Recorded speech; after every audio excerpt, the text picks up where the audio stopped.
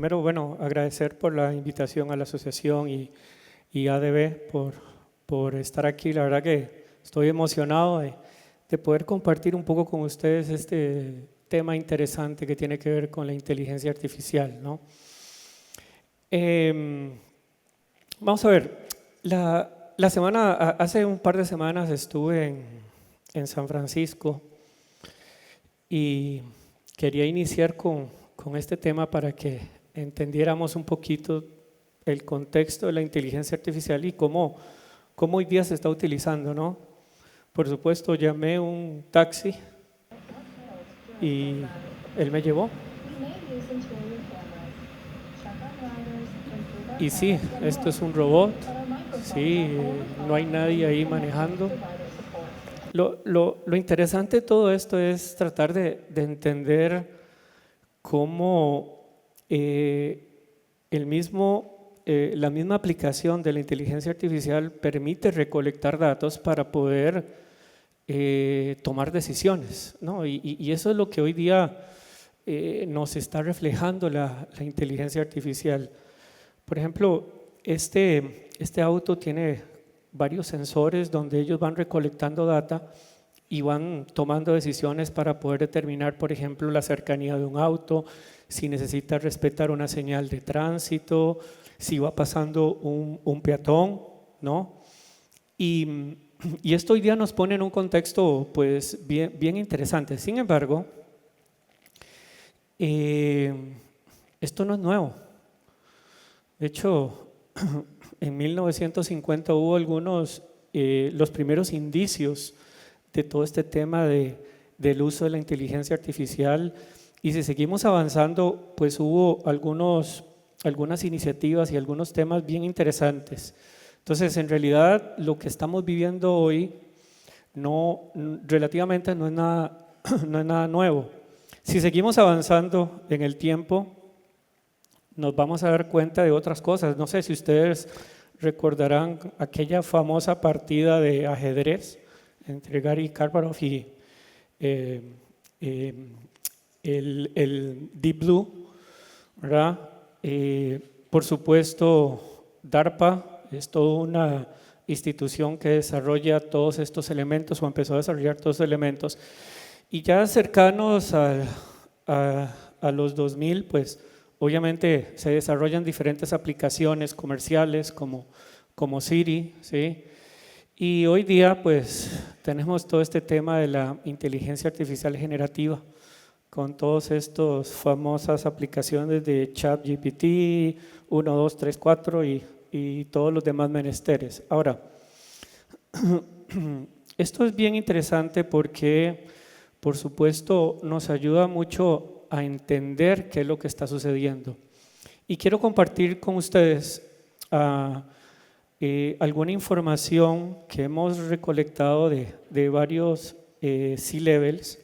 A nivel global tenemos una comunidad bien interesante donde básicamente nos comentan y nos tratan un poco o por lo menos para nosotros entender un poco cómo se está percibiendo todo este proceso desde la perspectiva de ciberseguridad. Entonces hubo algunos datos sumamente interesantes. Igual ahí está la referencia por si ustedes quieren consultarla y ya pueden ver todo el proceso. Pero primero, prácticamente todos hablaban de que piensan utilizar la inteligencia artificial, lo cual es bueno, es interesante, ¿verdad? Lo único que sí tenemos que entender, y eso es parte de la ponencia, pues cómo realmente gestionar todo un proceso de esa índole. Pero todo el mundo está feliz con la inteligencia artificial. El 92% habla de los temas de regulación, principalmente con uno de los grandes desafíos que tiene la inteligencia artificial, y ahora lo vamos a ver, que tiene que ver con la privacidad de los datos. ¿Okay? Luego, todo el mundo está clarísimo que la inteligencia artificial tiene dos puntos de vista. El bueno y el malo, ¿no? O sea, obviamente está claro que hoy día hay actores, hay grupos que están utilizando la inteligencia artificial para poder sacar provecho dentro de las diferentes instituciones. De hecho, vamos a ver algunos casos que se generaron en este primer trimestre y vamos a entender un poco todo este tema. Pero sí, efectivamente, o sea, así como nosotros lo podemos utilizar, los adversarios también. Y el 84% dice que para mí, bueno, no sé, dependiendo de la perspectiva puede ser un número relativamente bajo o de repente no tenemos claro cómo realmente poderlo utilizar desde un punto de vista de ciberseguridad y principalmente para el proceso de incidencias. Pero hablan de que puede haber una ventaja importante sobre los ciberdelincuentes. Ahora, todo esto, ¿a dónde quiero llegar? Por supuesto, cuando surgen todos estos elementos, todos estos enfoques, hablo de motores, hablo de enfoques, hablo incluso de tecnologías, siempre va a haber algún desafío importante. Yo traté de resumirlo en 3 aspectos fundamentales. Por supuesto, el tema de los ataques, por supuesto, el tema de la privacidad, entendiendo que la inteligencia artificial pues se nutre de esa recolección o esa unificación de información. Y por supuesto, el tipo de algoritmo que se está utilizando para poder hacer las consultas, para poder entender qué es lo que estamos preguntando, ¿no?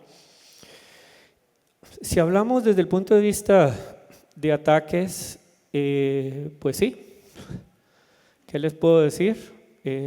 Hay incidencias que se están hoy día ejecutando, que se están utilizando.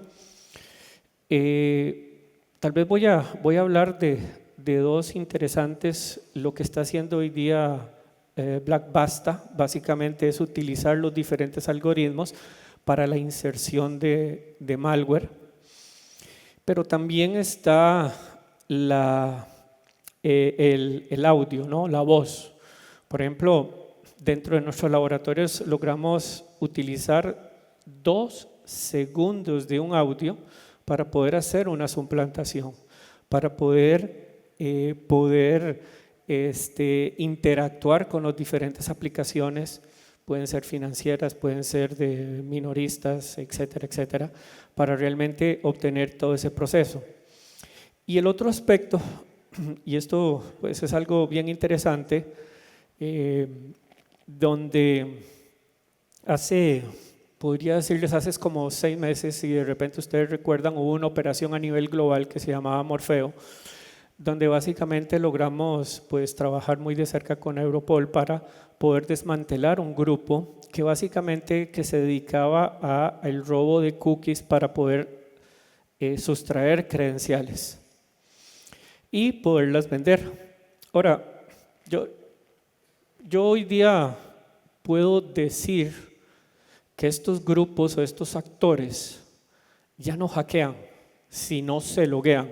Entonces, ahora es un tema bien interesante poder realmente entender en qué procesos y en qué elementos nos podemos encontrar, y más adelante vamos a ver estas sugerencias que debemos de considerar para poder realmente establecer un modelo de esta índole. El otro aspecto tiene que ver con la privacidad. Por supuesto, la gran pregunta aquí es ¿cómo manejar los datos? Recordémonos que todos estos motores se nutren de datos y todos estos datos nos van generando un modelo para realmente entender qué es lo que queremos hacer, ¿no? Y podríamos decir que cualquier componente de una infraestructura de tecnología para llevarlo a ese contexto, pues nos va a generar datos, nos va a generar información, pero realmente ¿dónde se maneja toda esa información y quién realmente está siendo responsable en asegurar esa información, ¿no? Y por supuesto temas que tienen que ver con las brechas de los datos, utilizar diferentes técnicas, tácticas, todo el tema de los escaneos biométricos, todo eso es información importante que es parte de los diferentes enfoques que cada industria tiene. Hablo de información personal, información financiera, información de salud, ¿sí? Todos esos elementos se engloban aquí. Y finalmente, los algoritmos. Vamos a ver, ¿a qué me refiero con esto? El motor con el cual nosotros vamos a hacer estas consultas o vamos a determinar qué está sucediendo. Lo que esto nos confirma es que hay muchos motores hoy día disponibles donde realmente no sabemos qué más están construyendo. Vamos a ver qué está detrás de esa construcción de ese motor y qué otros aspectos nos está sustrayendo. Incluso y voy a hacer esta analogía, hemos logrado identificar algunas de las aplicaciones donde utilizan, podría llamarlas como técnicas o tácticas relativamente tradicionales. Yo no sé si ustedes recuerdan cómo funciona un keylogin. Básicamente un keylogin lo que funciona, va generando un archivo de texto y todo lo que yo voy digitando en el teclado se va copiando en ese archivo de texto y ese archivo de texto se va enviando hacia diferentes redes de comando y control. Ahora, ¿qué digitamos ahí? De todo. Digitamos usuarios, digitamos contraseñas, digitamos números de cuentas. Y muchos de estos algoritmos hacen eso y nos están enamorando, por llamarlo de alguna forma, ayudándonos a tratar de entender la situación, el contexto de la problemática, pero a su vez nos está sustrayendo esa información. Entonces, yo podría englobar estos tres elementos fundamentales que tenemos que tomar en cuenta. Ahora, vamos a ver, no todo es malo. Yo siempre, cuando me toca la oportunidad de exponer algo y aquí hablando un poco de pues, cómo utilizar la inteligencia artificial y siempre aquí la analogía la trato de llevar hacia un contexto de una incidencia. Y una de las preguntas importantes que yo siempre hago es ¿por qué un incidente se llega a materializar? Y siempre tengo diferentes respuestas, ¿no? Por ahí me han dicho que por temas de vulnerabilidades, porque las tecnologías son dinámicas, porque no hay una conciencia, porque no tenemos los recursos adecuados y está bien. Sin embargo, yo considero que todo eso se puede englobar en una sola frase, que para mí es: un incidente se da por algo que dejamos de hacer. Por ejemplo, me hablan sí de las vulnerabilidades que yo no parché. Sí, eso fue lo que dejamos de hacer, no parchar. Entonces yo les digo, ¿qué culpa tiene un ransomware que usted no haya parchado el sistema? Dígame. Simple y llanamente se está aprovechando de algo que dejamos de hacer. Entonces, uno de los enfoques que en lo personal quiero compartir con ustedes es cómo realmente podríamos sacar el máximo provecho entendiendo pues todas estas circunstancias que se pueden llegar a generar. Hablo, por ejemplo, de las industrias, hablo específicamente de enfoques o estrategias de defensa. Hablo también el tema de asumir responsabilidades. Por ejemplo, yo al final, y no se preocupen, pueden hacerlo, si no, lo pueden consultar con los organizadores. Yo hice un análisis, saqué un reporte, porque dentro de mis responsabilidades yo trabajo con la parte de Threat Intelligence y hice un análisis de los primeros 3 meses aquí en Venezuela. ¿Qué está sucediendo? ¿Cuáles son los grupos que más actividad tienen? ¿Cuáles son las técnicas? ¿Cuáles son las tácticas? ¿Qué tipos de herramientas están utilizando? Y ese es mi punto para empezar a que veamos y entendamos este tipo de estrategias. Una de las cosas que me llamó la atención es que en este primer trimestre aproximadamente el 14% de las herramientas utilizadas por estos actores era PowerShell. Y si uno empieza a entender esto, se pregunta, wow, PowerShell, eso quiere decir que el actor no hizo ningún esfuerzo para poder utilizar una herramienta o inyectar algo para poder ejecutar una herramienta. No, se la pusimos así de fácil. Mire, aquí tenemos PowerShell, aquí utilizamos PowerShell, utilícelo y saque provecho de eso, ¿verdad? Y eso puede tener muchas connotaciones en el sentido de que a lo mejor no sabemos que tenemos PowerShell activo. PowerShell, recuerden, es una herramienta de administración y de gestión formidable dentro de TI.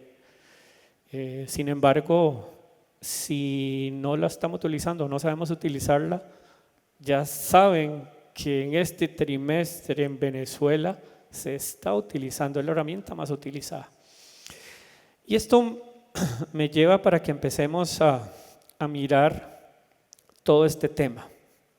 El primer aspecto es desarrollar toda esta base.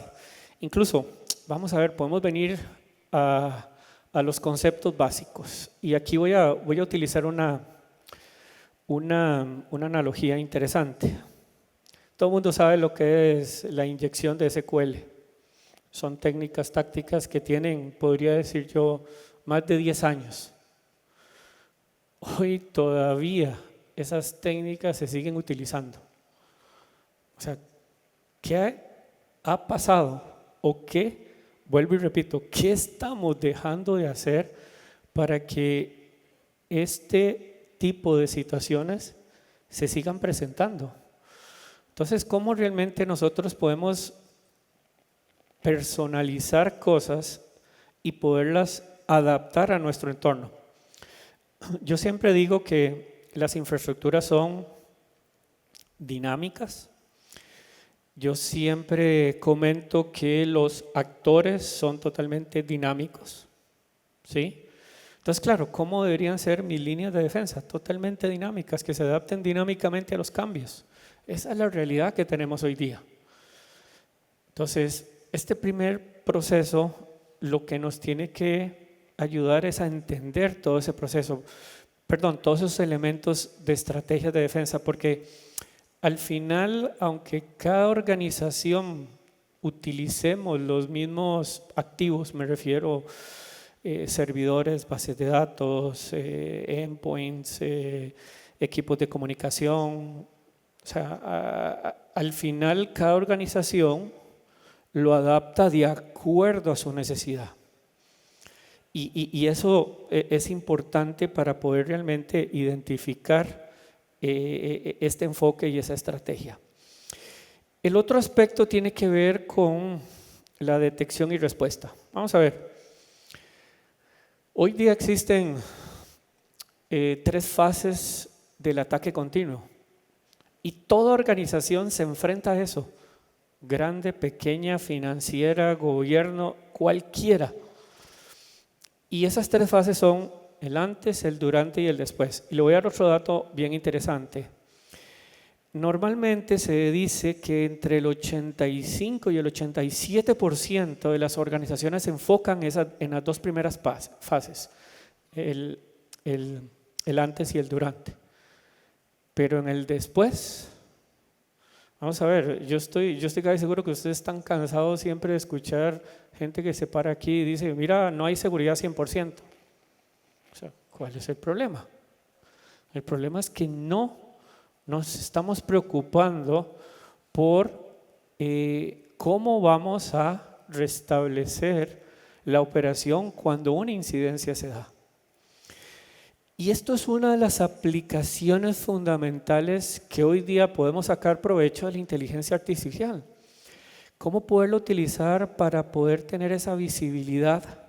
¿Cómo poderlo utilizar para acelerar las detecciones? ¿Y cómo la podemos utilizar para simplificar las investigaciones? Pensando siempre en que esto puede ser un brazo extendido de mi área de respuesta a incidentes o del equipo de threat hunting para realmente identificar cómo podemos restablecer en el menor tiempo posible un servicio que se está generando. Y esto es una de las cosas maravillosas que hace súper bien los diferentes modelos de inteligencia artificial. La automatización. Vamos a ver, esto es un tema interesante, pero yo siempre digo esto es despacio porque tengo prisa. ¿A qué me refiero? Muchas veces tenemos que tener claro el contexto de cómo queremos enfrentar el desafío de la incidencia o cómo vamos a reducir en su máxima expresión que ese incidente se siga propagando, ya sea con qué aspectos. Por ejemplo, si yo identifico que ese tráfico malicioso está asociado a un usuario, Stephen Fallas, pues posiblemente un proceso para yo poder automatizar sería, ¿sabe qué? Deshabilite el usuario, mientras voy haciendo toda la contención y voy haciendo todo el proceso. Sin embargo, la automatización sí puede haber algunos elementos que tienen que ver dependiendo de la industria, dependiendo incluso de dónde lo queremos aplicar. Y yo sé que aquí estamos reunidos personas del C-Level, ¿no? A nivel ejecutivo. Sin embargo, este grupo del nivel ejecutivo pues tiene otras aristas y yo los he definido con 4 características interesantes y ustedes me dirán aquí si están de acuerdo o no. Por ejemplo, el C-Level en su mayoría, la que pertenece al Olympus, no tiene un conocimiento claro de la parte de ciberseguridad. Eso está bien, para eso estamos nosotros, ¿no? La otra característica que tiene es que tiene acceso a todo. Otra característica es que se conecta desde cualquier parte. Y la cuarta característica es que es un usuario visible. Cuando yo me refiero a un usuario visible, es muy probable que hoy día todo el mundo sepa quién es el gerente financiero de tal entidad. A eso me refiero con la visibilidad. Entonces, claro, los actores y estos grupos están enfocándose a ese target específico y muchas veces estos procesos de automatización nos pueden facilitar el poder reducir ese ámbito de operación. El otro aspecto tiene que ver con Pues sí, con modelos, marcos de referencia, hay muchos, ya sea a nivel internacional, incluso marcos de referencia a nivel local. Cada país desarrolla, voy a ponerle marcos de referencia, es que suena muy feo que diga regulación o una exigencia. Digamos que es un marco donde obviamente desarrollan o sugieren buenas prácticas para poder realmente cumplir con ese objetivo de poder proteger los activos, el poder de una forma más armonizada que toda la estrategia de defensa, pues se adapte a el ecosistema de negocio. Y por supuesto, como está ahí, ¿no?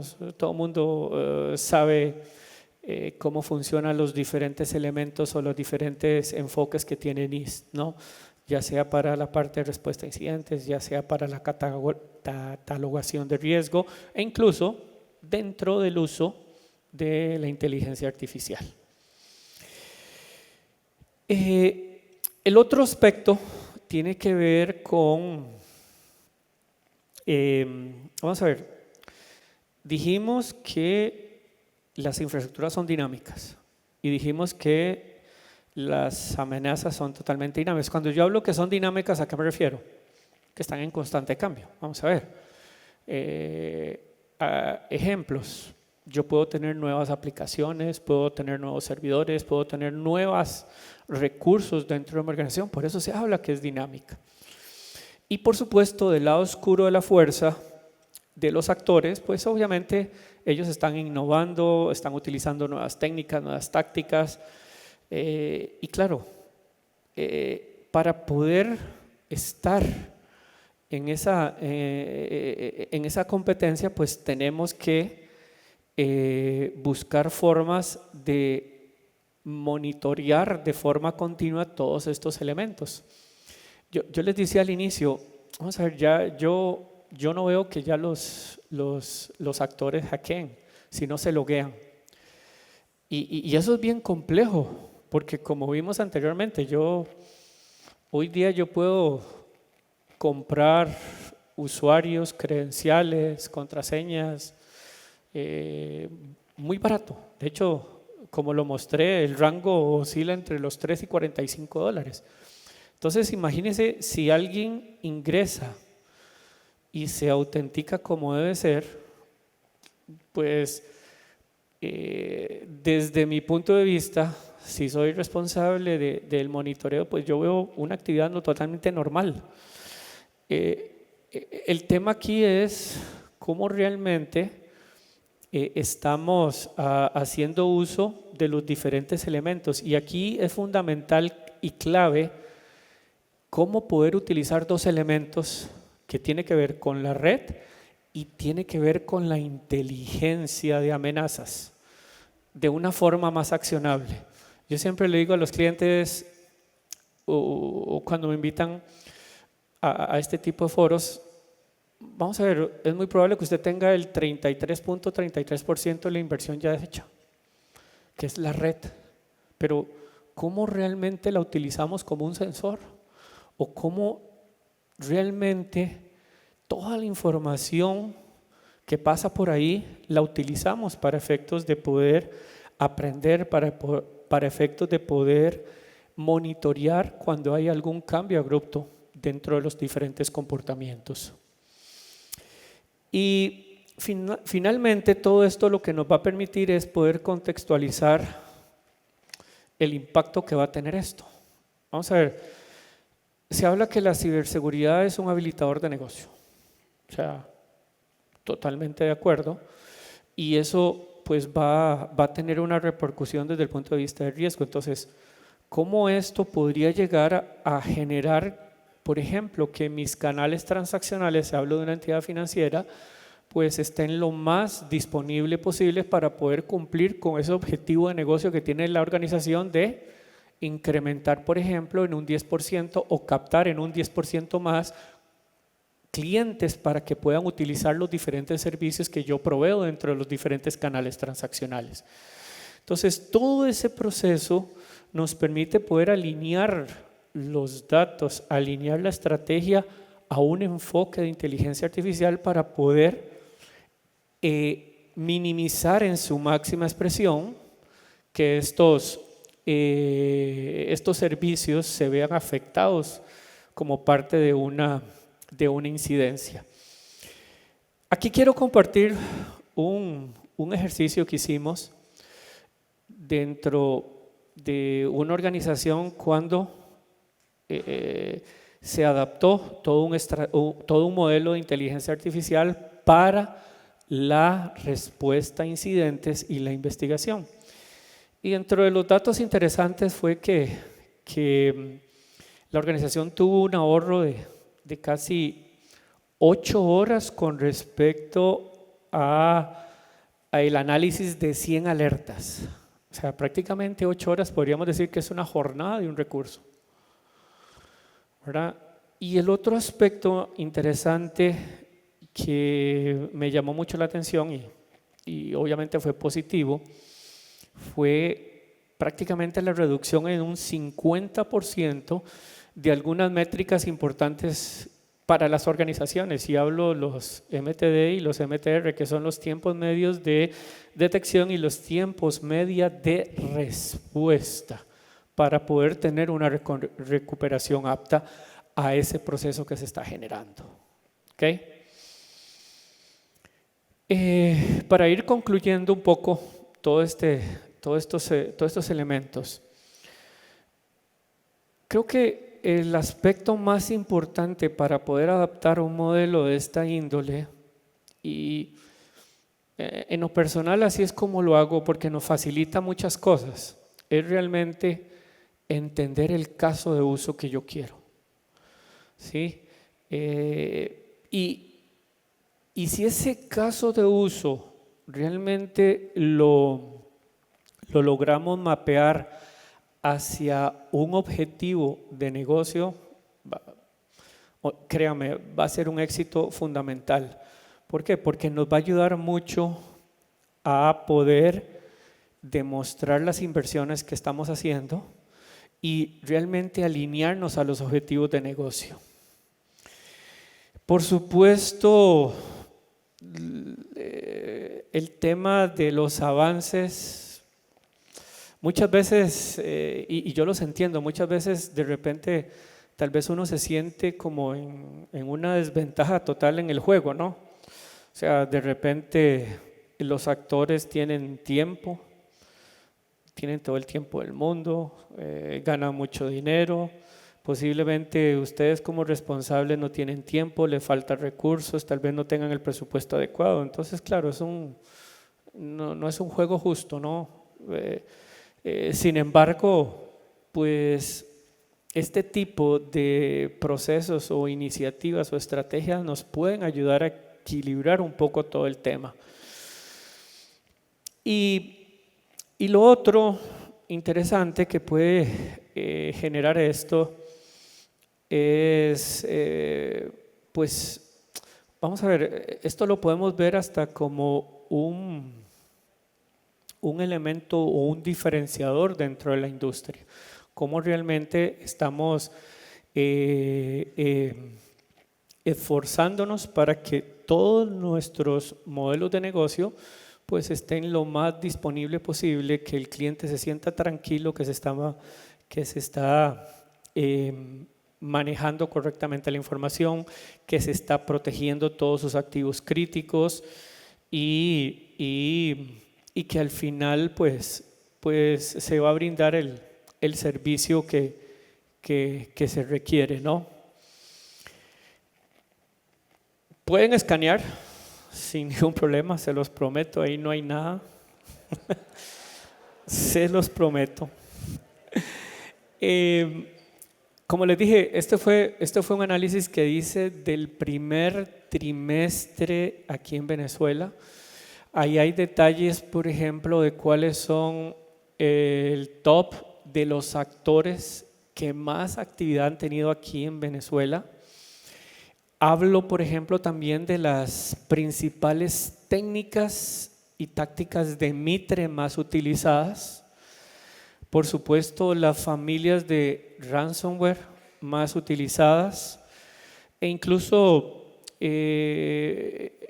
incluí algunos elementos de prevalencia desde el punto de vista de URLs, de direcciones IP y de hashes, entendiendo o resumiendo todo esto en los principales artefactos que logramos identificar. Digo yo, ahí está toda la información, la pueden utilizar y de hecho este es uno de los aspectos fundamentales que siempre me gusta recalcar. ¿Cómo realmente utilizamos la inteligencia de amenazas de una forma más accionable? ¿Por qué? Porque mucha gente me dice, mira Stephen, sí, yo recibo la fuente de tal vendor, la fuente de este otro vendor, pero al final, ¿qué hacemos con eso? ¿Cómo realmente utilizamos esa información de una forma accionable para poder tomar decisiones? Por ejemplo, y esto es una de las tareas que posiblemente les pueda dejar, por ejemplo, ahí van a hablar, ahí voy a mencionar las técnicas más utilizadas. Entonces, la primera tarea, llegar a sus trabajos y ver, mira, esta técnica, ¿será que mi infraestructura es capaz de identificar el comportamiento cuando alguien utiliza esta técnica? Entonces, ahí van a poder realmente darle el uso correcto a todo este tema de inteligencia de amenazas. Entonces, pues ahí se los dejo. Cualquier duda, consulta que tengan, aquí está mi información. Siéntase en la confianza de poder escribirme. Vivo en un avión, pero no importa. Ahí cuando llego a los hoteles en las noches trato de responder y poder pues aclarar todos aquellos temas que se está generando. De mi parte, esto era lo que quería compartir con ustedes. De nuevo, quiero agradecer a la asociación, a ADB por la invitación y cualquier cosa voy a andar por aquí. Si tienen alguna consulta o quieren pues, buscarme para hablar, bienvenido sea y de mi parte, muchas gracias.